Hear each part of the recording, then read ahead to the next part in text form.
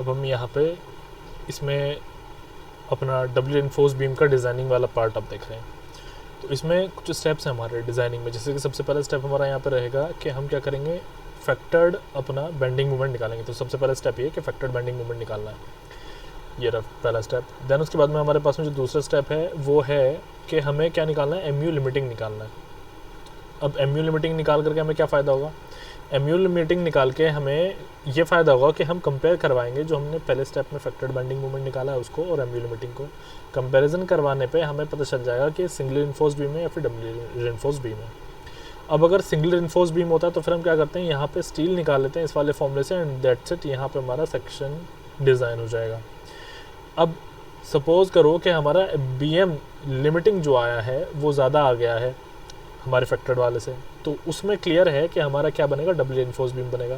तो यहाँ पे आप ये जो देख रहे हो ये वाला, ये डबल रिइंफोर्स बीम यहाँ से बनेगा, ठीक है, ये वाला पॉइंट मैंने लिखा हुआ है। अब डबल रिइंफोर्स बनाने के लिए यहाँ पे जो उसकी एक तरीके से एनालिसिस है वो कैसे की जाती है, उसके लिए मैंने नीचे डायग्राम बनाया हुआ है, अभी वो समझा देता हूँ मैं। अब देखो यहाँ पे इस डायग्राम में यहाँ ये लेफ्ट साइड में क्या है, एक डबल इन्फोर्स बीम है जिसमें एरिया आया है, सॉरी स्टील आया है हमारे कहाँ पे, कंप्रेशन साइड में ऊपर, और स्टील आया है अपने टेंशन साइड में नीचे। तो हम क्या करेंगे, यहाँ पे भी हम उसको दो पार्ट्स में डिवाइड कर देंगे, एक ऊपर वाला पार्ट रहेगा और एक हमारा नीचे वाला पार्ट रहेगा। तो अब यहाँ पे पहला वाला पार्ट जो मैंने डिवाइड किया है, ये देखो ये नीचे वाला पार्ट है, इस नीचे वाले पार्ट को मैंने यहाँ पे रखा है। तो इसमें हमारा जो पहला पार्ट है वो क्या रहता है, वो हमारा ये समझ लो कि ये बैलेंस्ड सेक्शन रहता है, ठीक है, ये क्या रहता है, बैलेंस सेक्शन रहता है। यानी कि जो हमारा मोमेंट है, बेंडिंग मोमेंट है, बैलेंस्ड सेक्शन के लिए वो हम डिज़ाइन कर लेते हैं पहले, इस वाले में डिज़ाइन हम कर लेते हैं। तो हमें जो AST1 यहाँ पे मिलेगा, तो ये समझ लो ये जो AST1 है ये डिज़ाइनिंग जो, यानी कि जो हम AST1 यहाँ पे हमें मिलने वाला है ये बैलेंस्ड सेक्शन का मिलेगा, ठीक है। देन उसके बाद में जो हमारे पास में एक्स्ट्रा बेंडिंग मोमेंट होगा, यानी कि देखो मैं क्या कहना चाह रहा हूँ, सपोज़ करो कि तुम्हारे बेंडिंग मोमेंट की जो वैल्यू आई है फैक्टर्ड बेंडिंग मोमेंट की वो 100 आई है। मान लो कि तुम्हारा बेंडिंग मोमेंट जो लिमिटेड है वो 60 है, ठीक है, 60 किलो न्यूटन मीटर है। तो इस 60 किलो न्यूटन मीटर के लिए, क्योंकि ये बैलेंस के लिए है, इस 60 किलो न्यूटन मीटर से तो तुम ये AST1 निकालोगे, ठीक है। फिर जो एक्स्ट्रा बच जाता है, एक्स्ट्रा कितना बच गया, 100 माइनस 60 यानी कि 40 हो गया। ये 40 के लिए अब ये जो इमेजिनरी बीम तुम्हारी यहाँ पे मैंने दिखा रखी है, अब ये डिज़ाइन होगी, यानी कि यहाँ पे AST2 और अपना ASC ये जो है ये इस 40 के लिए डिज़ाइन होने वाले हैं, ठीक है। ऐसे हमें करना होता है यहाँ पे कैलकुलेशन। चलो तो ये चीज़ हमें समझ में आ गई है। अब इसके बाद में नेक्स्ट स्टेप देख लेते हैं। नेक्स्ट स्टेप में क्या है, हमें AST को कैलकुलेट करना है। तो ये जो AST कैलकुलेट करेंगे हम, इसके लिए फॉर्मूला हमारे कौन सा रहने वाला है, यहाँ पे ये फॉर्मूला है, ठीक है। अब उसके बाद में देखो, अब जो और स्टेप्स हैं फर्दर वो देखो, जो चीज़ मैंने अभी जस्ट अभी भी बताई है कि हम क्या करेंगे, बैलेंस्ड सेक्शन के लिए हमारा बैलेंस सेक्शन क्या होगा, बैलेंस सेक्शन के लिए हम जो सिंगल इन्फोर्स एक तरीके से उसमें जो AST1 आ रहा है वो कैलकुलेट कर लेना है। अब ये हमारा अल्टीमेट वाला है, ये हमारा मोमेंट ऑफ रेजिस्टेंस टोटल वाला है, ये रहा हमारा टोटल वाला जिसमें MR1 है और MR2 है, दोनों को मिलाकर के टोटल बन रहा है। ये MR1 कौन सा होगा, कंप्रेशन साइड वाला हो सकता है, MR2 कौन सा होगा, टेंशन साइड वाला हो सकता है, या फिर मे बी यहाँ पे देख लो, यहाँ पे मैंने क्या नंबरिंग करी है, देखो MR1 यानी कि ये वाला है यहाँ पे MR1 और MR2 यहाँ पे रहेगा, ठीक है, यहाँ से देखो ये रहेगा MR2, ठीक। तो ये चीज़ है। अब आगे हमारा MR2 फिर जो एक्स्ट्रा वाला जो मैंने जैसा भी समझाया था तुम लोगों को वो कैसे निकाला, देखो ये MU लिमिटिंग है, बैलेंस्ड वाले में से मैंने क्या निकाल लिया, MR-1 कर दिया, यानी कि सॉरी ये लिमिटिंग नहीं है, मतलब टोटल वाले में से MR1 मैंने माइनस कर दिया, और ये MR1 क्या है, ये एक तरीके से समझ लो कि MU लिमिटिंग है ये वाला, ठीक है, ये मैंने माइनस कर दिया। तो MR2 मुझे एक्स्ट्रा वाला मिल गया यहाँ पे, ये चीज़ है। अब उसके बाद में AST2 निकालोगे, AST2 यानी कि जो तुम्हारे उस इमेजिनरी बीम में नीचे जो स्टील है उसको निकालने का क्या तरीका है, MRT2 मोमेंट ऑफ रेजिस्टेंस है, ठीक है, तो मोमेंट ऑफ रेजिस्टेंस ही तुम्हें यहाँ पे भी निकालना पड़ेगा। तो T2 यानी कि टेंसाइल फोर्स जो वहाँ पे नीचे है उसमें LA2 से मल्टीप्लिकेशन कर दोगे तो तुम्हें यहाँ पे क्या मिल जाएगा, MR2 मिल जाएगा तुम्हारा।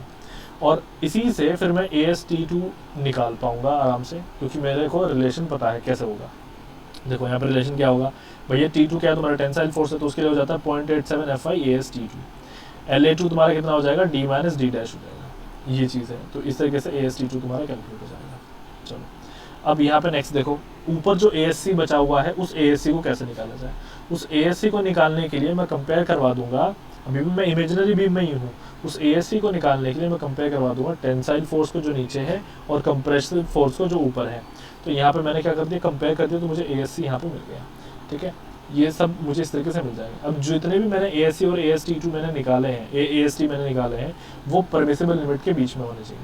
ठीक है, जैसे परमिसिबल लिमिट्स हमारी ऊपर थी अभी तक के ग्रॉस एरिया का 4%, ऐसे ऐसे करके सेम टू सेम यहाँ पे भी वही चीज़ रहने वाली, कुछ चेंज नहीं होगा। यहाँ पे एक चीज़ और देख लो, जो हमारा स्टेप रहने वाला है, तो सबसे पहले हम क्या निकालेंगे, सबसे पहले हम इसको निकाल रहे हैं, देन हम इसको निकाल रहे हैं, यहाँ पे ये दूसरा है, देन हम इसके बाद में इसको निकाल रहे हैं, ये हमारा थर्ड है। तो ये हमारा सीक्वेंस चल रहा है, इसको थोड़ा सा तुम लोग खुद भी ऑब्जर्व करना, क्योंकि हमने पहले क्या निकाला, पहले हमने AST1 निकाला, देन हमने AST2 निकाला, देन हमने ASC निकाला। AST1 निकालने के लिए हमने क्या किया था, यहाँ पे हमने AST1 निकालने के लिए बेंडिंग मोमेंट लिमिटिंग वाला जो है उसका यूज़ किया। AST2 निकालने के लिए जो एक्स्ट्रा बेंडिंग मोमेंट है उसका यूज़ किया, और ASC निकालने के लिए मैंने कंप्रेसिव फोर्स और टेंसाइल फोर्स दोनों को इक्वेट करवा दिया, तो मुझे ये मिल गया।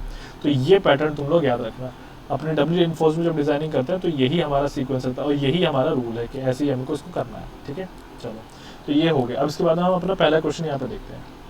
तो पहला क्वेश्चन है, ये मैंने यहाँ पे मेंशन किया हुआ है, design a section for a factored bending moment. हमें एक सेक्शन डिजाइन करना है, फैक्टर्ड बेंडिंग मोमेंट गिवन है हमें कितना, 110 किलोन्यूटन मीटर गिवन है। यहाँ पे साइज हमें दे रखा है, रेस्ट्रिक्टेड है साइज 250 to 380 mm जो है वो साइज रेस्ट्रिक्टेड है, इतना साइज हमें दिया हुआ है। तो यानी कि सीधी सी बात है, तो क्लियर ही कर दिया उसने कि डबल रिइंफोर्स बनेगा, बिकॉज रेस्ट्रिक्टेड है तो डबल रिइंफोर्स बनेगा। ठीक है, फिर भी हम एक बार चेक कर लेंगे। इफेक्टिव कवर 50 mm दिया हुआ है, M20 और 415 यूज़ किए गए हैं। तो देखो आगे कैसे किया जाए इसको। तो सबसे पहला स्टेप यहाँ पे क्या रहेगा, वही फैक्टर्ड बेंडिंग मोमेंट वाला रहता है। तो अब चूंकि हमें फैक्टर्ड बेंडिंग मोमेंट इसने अपने आप दे रखा है, तो हमारा यहाँ पे बेंडिंग मोमेंट U कितना हो जाएगा, 110 किलोन्यूटन मीटर हो जाएगा। ये चीज़ हमें गिवन है। ठीक है, अब स्टेप 2 देख लेते हैं। स्टेप 2 हमारा क्या है, यहाँ पे हमें निकालना है MU लिमिटिंग। क्यों निकालना है, ताकि हम कंपेयर कर सकें। कंपेयर करने के अलावा हमारा और क्या काम है, यहाँ पे हमें एक्स्ट्रा वाला जो बेंडिंग मोमेंट है वो भी मिल जाएगा। तो 415 के लिए हमारे पास में क्या फॉर्मूला होने वाला है, 0.1, यहाँ पे फॉर्मूला हमारा 0.138 FCK/BD², ये हमारा फॉर्मूला है यहाँ पे। तो MU लिमिटिंग इस तरीके से निकल जाएगा। इसको मैंने सॉल्व करके ऑलरेडी रखा हुआ है, इसका वैल्यू मेरे पास में है यहाँ पे 75.14 किलो न्यूटन मीटर। सारी वैल्यूज यहाँ पे पुट कर दोगे तो ये मेरे पास में आंसर आ जाएगा। ठीक है, यहाँ पे तुम्हारे सामने B है, ये रहा, D है तुम्हारे सामने, ये रहा। ये ओवरऑल डेप्थ है, तो तुम्हें इसको कन्वर्ट करना पड़ेगा इफेक्टिव कवर। यहाँ पे तुम लोग इसको सॉल्व करोगे। ठीक है, इफेक्टिव कवर का यूज़ करके तुम लोग इसको इफेक्टिव डेप्थ को सॉल्व करोगे। मैं एक बार बताता हूँ इफेक्टिव डेप्थ यहाँ पे कितना है। Effective depth equals to 380 minus 50 यानी कि 330, ये हमारा इफेक्टिव डेप्थ है। ठीक है, mm में ये रहेगा। अब इसके बाद में हमारे पास में स्टेप 3 में देख लो, हमें यहाँ पे क्लियरली पता चल रहा है कि हमारा जो MU लिमिटिंग है वो क्या है, कम आया है किससे, हमारे फैक्टर से। दैट मीन्स यहाँ पे डबली रेनफोर्स्ड बीम का हम क्या करेंगे, डिज़ाइनिंग करेंगे। तो इसको मेंशन करो, डबली रेनफोर्स्ड बीम ही यहाँ पे बनेगा। ठीक है, अब यहाँ पे नेक्स्ट स्टेप में क्या होगा, अब हमें यहाँ पे स्टील जितने भी हैं वो हम निकालना शुरू करेंगे। तो देख लो आगे। ठीक है, अब इसके लिए AST निकालते हैं। स्टेप 4, AST कौन सा निकलेगा, AST1 निकलेगा। तो AST1 के लिए फॉर्मूला क्या होगा, 0.36 FCK XU B/में 0.87 FY, ये मेरा यहाँ पे रहने वाला है। तो इसमें अब सारी वैल्यूज रख लेते हैं। तो ये हो जाएगा 0.36 FCK मेरे पास में यहाँ पे कितना है 30, XU मेरे पास में यहाँ पे कितना है 330, अभी हमने इसको निकाला था, है ना। ओ सॉरी, ये तो मेरे पास में कितना है, एक सेकेंड, ये मेरे पास में यहाँ पे D है, ये मैंने अभी D निकाला था। यहाँ पे 330 जो है ये D है। तो XU अगर निकालना है, क्योंकि बैलेंस के लिए निकाल रहे हैं ना, AST1 हम किसके लिए निकाल रहे हैं, अपने बैलेंस के लिए निकाल रहे हैं। तो यहाँ पे ये XU लिमिटिंग है, और XU लिमिटिंग FE415 के लिए क्या फॉर्मूला होने वाला है, 0.48 इंटू D। तो D मेरा 330, मैं 0.48 का मल्टीप्लिकेशन यहीं पर कर देता हूँ। B मेरे पास में कितना है, 250 है। B यहाँ पे, हाँ 250 है। ठीक है, लो इसको यहाँ पे रखो 250, और नीचे कितना आ जाएगा, 0.87 आ जाएगा। एफ वाई हमारे पास में यहाँ पे 415 है। तो इसको जब हम सॉल्व करेंगे तो ये मेरे पास में यहाँ पे AST1 जो है वो आ जाएगा 790.1 mm²। ये मेरे पास में आ चुका है। चलो अब यहाँ पे नेक्स्ट स्टेप हो जाएगा मेरा स्टेप 5। अब यहाँ पे क्या करना, AST1 हमने निकाल लिया।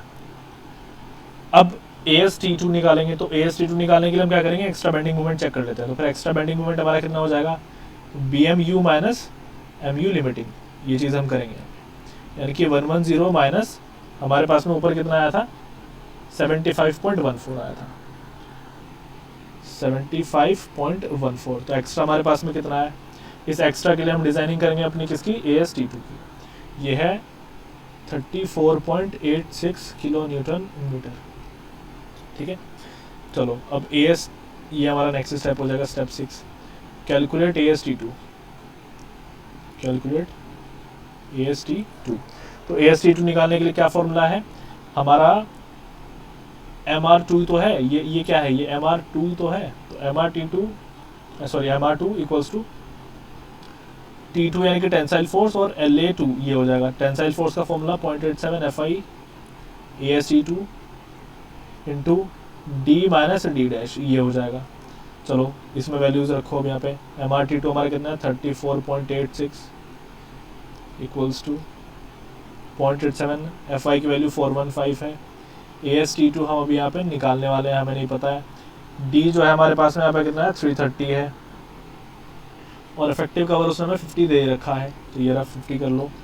AST2 यहाँ से अब निकल जाएगा कितना 34.86, जस्ट अ सेकंड, ये किलोमीटर मीटर में है तो यहाँ पर 10 की पावर 6 से मल्टीप्लिकेशन कर दो, इंटू 10 की power 6 divided by 0.87 into 415 into ये हमारे पास में हो जाएगा 280।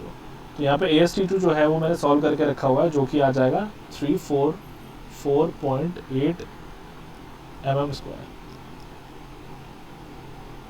ये मेरे पास में AST2 आ गया। अब यहाँ पे लास्ट क्या बचा हुआ है, लास्ट यहाँ पे बचा है मेरा ASC को निकालना। तो स्टेप 7 कर लो, कैलकुलेट ASC। अब ASC कैसे निकाला जाए, इसके लिए मैं क्या करूँगा, C2 को T2 से कंपेयर कर दूंगा, यानी कि 0.36 FCK XU B equals to 0.87 FY AST2। तो यहाँ पे मेरा ये फॉर्मूला रहेगा, ठीक है, FY AST2। चलो अब इससे मैं उसको निकाल लूँगा। अच्छा ठीक है, ये हो जाएगा। चलो अब आगे देखो। अच्छा यहाँ एक छोटी सी, अरे ये थोड़ा सा गड़बड़ हो गया, ये तो हम सेकंड वाला कर रहे हैं ना, कंप्रेशन साइड में कर रहे हैं, यानी कि डब्ल्यू इन्फोर्स में हम कर रहे हैं। तो इसमें फिर ये चीज़ नहीं रहेगी। यहाँ पे चूंकि हम आ चुके हैं, अब मैं यहाँ पे एक सेकंड साइड में बना देता हूँ, मैं थोड़ा सा यहाँ पे मिस्टेक कर गया। अब हम कहाँ आ चुके हैं, यहाँ ऊपर वाले को हम सॉल्व कर रहे हैं, ये वाला हमारा किसमें है, ASC। तो जब हम इस वाले को सॉल्व कर रहे हैं तो हमने पहले एक जो स्टेप्स फॉलो किए थे इससे पहले वाले कैलकुलेशन में, वो याद करो। हमें अब यहाँ पे क्या करना पड़ेगा, हमें यहाँ पे ना, हमें सबसे पहले अब यहाँ पे लोकेशन निकालना पड़ेगा, अपने XU का एक लोकेशन निकालना पड़ेगा। बेसिकली अगर देखा जाए तो मुझे यहाँ पे अपना FSC निकालना है। यहाँ पे फॉर्मूला क्या है, FSC माइनस 0.45 FCK, 0.45 FCK, ठीक है, into ASC equals to 0.87 FY AST2। ये है मेरा यहाँ पे फॉर्मूला, क्योंकि अब हम किस में आ चुके हैं, डब्ल्यू इन्फोर्स में आ चुके हैं ना। तो ये मैं मिस्टेक कर गया था, यहाँ और यहाँ पे ये कौन सा हो गया मेरा, राइट साइड में ये हो गया टेंसाइल फोर्स, और यहाँ पे ये है मेरा कंप्रेसिव फोर्स। ठीक है, इसको हमें याद रखना है। अब एक चीज देखो, यहाँ इस कंप्रेसिव फोर्स में कहीं भी XU का जिक्र है नहीं, है ना, तो इसका मतलब मुझे XU निकालने की जरूरत नहीं पड़ेगी। लेकिन अगर वो कह दे, ऐसा क्वेश्चन भी आ सकता है डिजाइनिंग का जिसमें वो कह दे कि XU भी निकाल करके बताओ डब्ल्यू इन्फोर्स बीम का, तब हम क्या करेंगे, वो जो हमने हिट एंड ट्रायल किया था XU निकालने के लिए, एक बार दिखा देता हूँ, वो भी हमें करना पड़ जाएगा। जस्ट अ सेकेंड, जो हमने पहले किया था वो भी हमें यहाँ पे करना पड़ जाएगा। अभी दिखा देता हूँ मैं। देखो ये वाला जो हमने हिट एंड ट्रायल वाला किया था जिसमें थर्ड ट्रायल इज रिक्वायर्ड, ये वाला था, तो ये चीज़ भी हमें करनी पड़ जाएगी। अब यहाँ पे क्या है कि हमें यहाँ XU फॉर्मूले में नीड है नहीं, तो हम यहाँ पे XU नहीं निकालेंगे, हम यहाँ पे सीधा क्या करेंगे, हमें ये FSC को निकालना है। ये जो FSC का यहाँ पे नीड है, सिर्फ इस FSC को हम कैलकुलेट कर लेंगे। तो इस FSC को कैसे कैलकुलेट किया जाए, तो उसके लिए क्या तरीका है, XU लिमिटिंग, देखो हमें वापस से उसी में जाना पड़ेगा। अभी वो जो ट्रायल वाला जो अभी क्वेश्चन है ना, उसी में दोबारा से जाना पड़ेगा। उसमें हमें क्या करना पड़ेगा, XU लिमिटिंग को निकालो पहले। XU लिमिटिंग निकालने के बाद में हम क्या करेंगे, epsilon SC upon x1 minus D, है ना, डैश इक्वल्स टू 0.0035 अपॉन में x1। ये जो फॉर्मूला तुम्हारे सामने है, इस वाले फॉर्मूले में हम ये XU लिमिटिंग को रख देंगे यहाँ पे एज अ x1, ठीक है। मतलब स्टेप्स यहाँ पे अभी भी वही चल रहे हैं पीछे वाले, लेकिन यहाँ पे क्या करना है कि हमें x की वैल्यू नहीं निकालनी है। तो यहाँ पे अब XU लिमिटिंग हमारे पास में कितना हो जाएगा, 0.48 इंटू 330। ये हमारे पास में कितना आ जा रहा है, मैंने सॉल्व करके रखा हुआ, जस्ट एक सेकंड में बता देता हूँ आपको।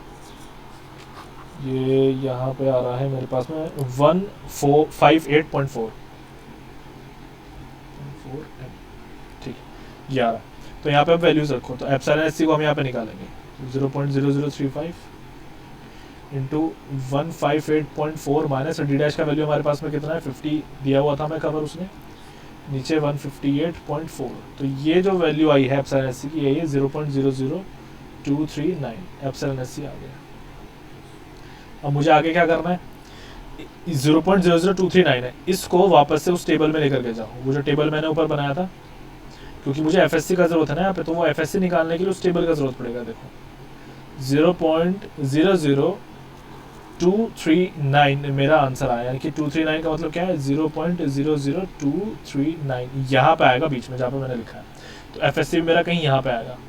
तो यहाँ पे तुम लोग क्या करोगे, बाय द इंटरपोलेशन FSC का वैल्यू निकाल लोगे। मैंने FSC का वैल्यू निकाला हुआ है, तो मैं यहाँ पे डायरेक्टली मेंशन कर देता हूँ। तो बाय इंटरपोलेटिंग मैं लिख देता हूँ, by interpolating FSC equals to, FSC मेरे पास में आया 342.06 न्यूटन पर mm स्क्वायर, ये आ गया मेरे पास में।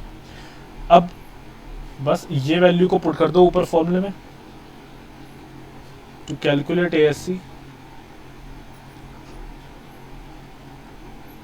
Put the value of FSC in above relation, ये हमें अब कर देना है। तो रिलेशन क्या है, FSC minus 0.45 FCK, ASC equals to 0.87 FY AST2। FSC का वैल्यू कितना हो जाएगा, 342.06 माइनस 0.45 FC का हमारे पास में कितना है, 30। ASC हमें नहीं पता, तो अभी इसको एज इट इज रख देते हैं, इक्वल्स टू 0.87। FY हमारे पास में 415 है। AST2 हमें नहीं पता, तो हम AST2 भी कैलकुलेट करेंगे। देखो AST2 के लिए हमारे पास में कितना है, वैसे तो मैंने किया हुआ है, लेकिन तुम लोगों को दिखा देता हूँ AST2 कहाँ है। यहाँ पे तुम लोगों के सामने AST2 अभी मैंने निकाला था, ये रहा AST2, मैंने बताया था कैसे निकालना है। तो AST2 यहाँ मैंने निकाला हुआ था, हाँ ये रहा 344.8। तो ये वैल्यू यहाँ पे पुट करेंगे, ये है 344.8।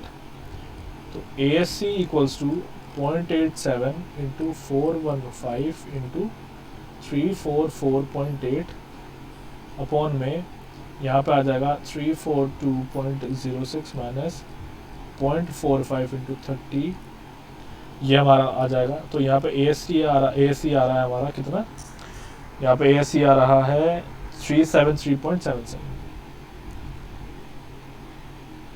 mm square. चलो ये हमारा यहाँ पे आंसर आ गया। अब अगर मैं टोटल की बात करूँ कि टोटल हमारे जो वैल्यूज़ हैं यानी कि स्टील की वो कितनी है, तो ASC जो हमारा वो देख लो कितना आया है। ASC तो इतना ही है 373.77 mm स्क्वायर। AST की अगर मैं बात करूँ तो वो है AST1 प्लस AST2। तो यहाँ पे टोटल वैल्यू मेरे पास में 790.1 प्लस 344.8 इक्वल्स टू यहाँ आ जाएगा 1134.9 mm स्क्वायर। ये यहाँ पे मेरे पास में AST की वैल्यू आ जाएगी। ठीक है, चलो अब यहाँ पे परमिसिबल लिमिट्स की बात करूँ अगर, तो AST मैक्सिमम देख लो कितना आ जाएगा। ऐसे ही तुम लोग AST मैक्सिमम भी निकाल सकते हो, वो कितना हो जाएगा 0.04 इंटू BD।